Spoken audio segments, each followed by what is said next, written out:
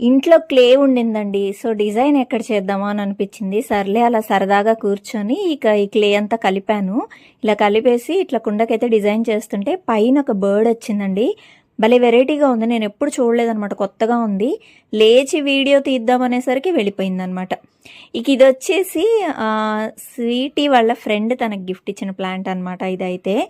So, దీన్ని కొంచెం repair చేద్దాం అనుకుంటున్నాను. ఎందుకంటే దీనికి సరిగ్గా లేదనమాట సాయిలింగ్ అయితే. బాగా గట్టిగా ఉంది. ఊపిరాడట్లేదు దీనికి. సో, అందుకే చేంజ్ చేసేద్దాము అని చెప్పేసి ప్లాంట్ అయితే మొత్తం తీసేసాను బయటికి.